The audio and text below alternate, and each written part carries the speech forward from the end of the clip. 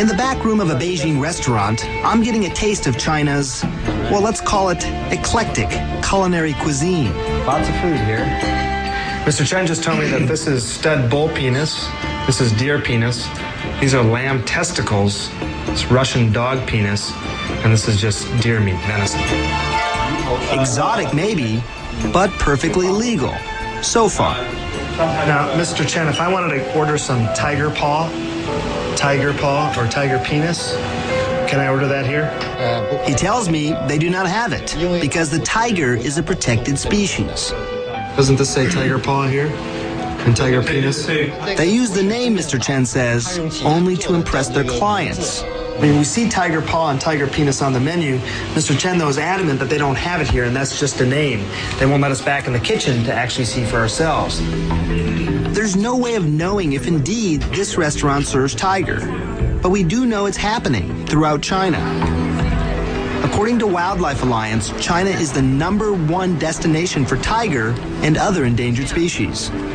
Fines are stiff, around $14,000 if you're caught trafficking, so the practice has gone underground.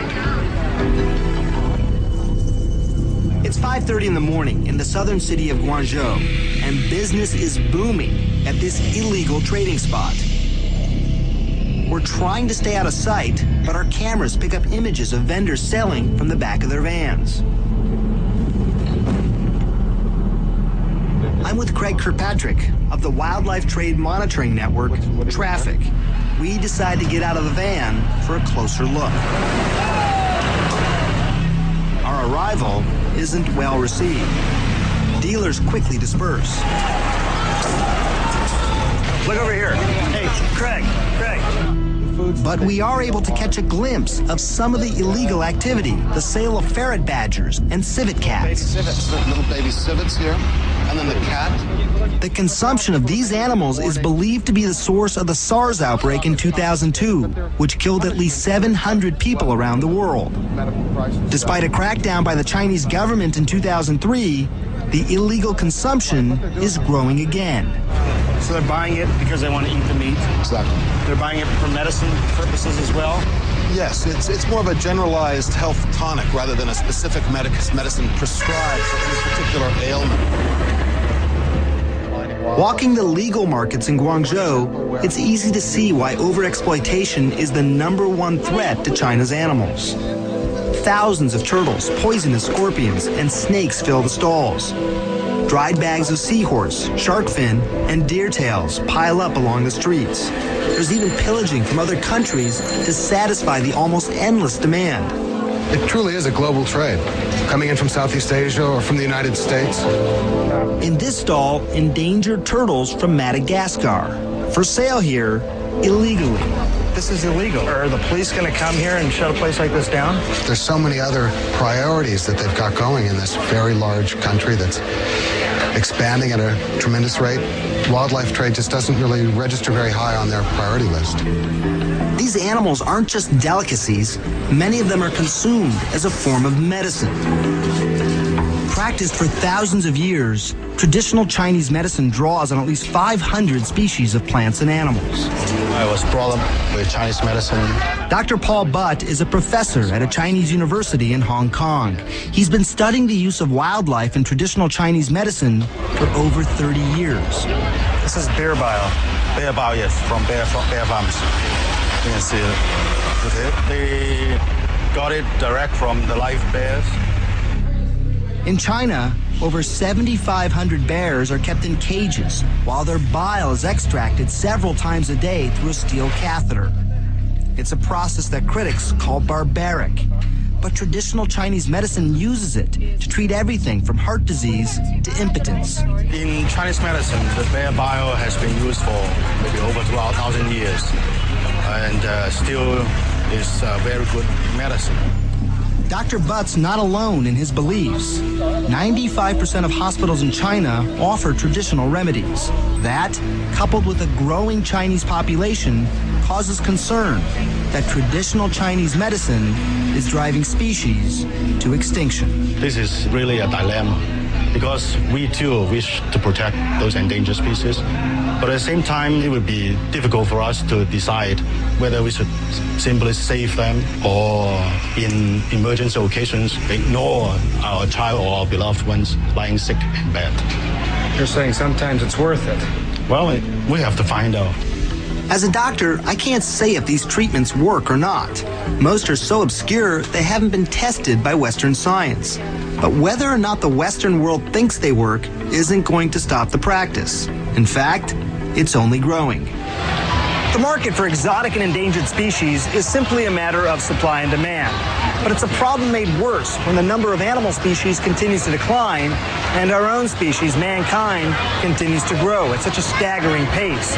In fact, our population has grown by more than 400% over the last 100 years. And that translates into a breathtaking consumption of just about every natural resource this planet has to offer. And there are no signs of slowing down.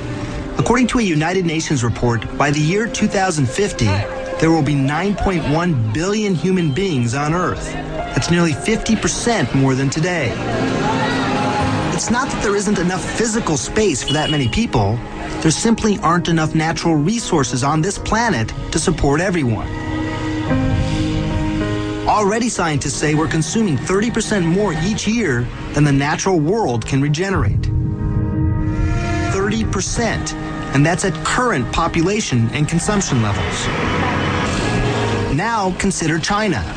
As its economy has exploded by 1,000% over the past 30 years, so has its consumption of nearly everything.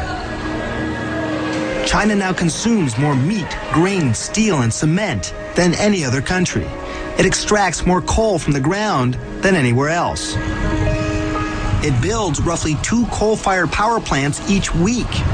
Scientists have long thought it would take decades for China to surpass the United States as the world's biggest emitter of carbon dioxide.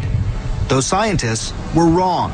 A new report just showed China is already, right now, the world's largest CO2 emitter. But that kind of growth comes with a cost. 16 of the 20 most polluted cities in the world are in China. But the pollution's not just in the air. More than half of all the rivers here are severely polluted. According to Chinese media, 300 million people, that's roughly the population of the United States, do not have access to clean drinking water. The central government does recognize it has a problem with pollution and is looking to better balance its economic growth with environmental protection. But that's easier said than done. We're told to see some of the worst pollution is actually outside the big cities in some of the smaller villages, which is where we're traveling. In fact, there's a river called the Duliojin. It's a very polluted river, and we're told the water actually affects people's health there. After a couple of hours in the car into the countryside of China, we arrive at the river. Well, this is it. And the first thing that struck me was just how awful this smells. This is the Duliojin River, and just take a look at it. I mean, it's covered with this layer of black muck. It just looks dead to me. Problem is that a lot of people live around here, and while in fairness, you may find rivers like this in the United States, they actually use this water here to irrigate crops. Outside the industrial city of Tianjin, brown, stinking water from local chemical factories was flowing into ditches near the river. We learned quickly that pollution is a touchy subject in China. As we left the river, word of our presence started to get around. So it didn't take long for the police to find us.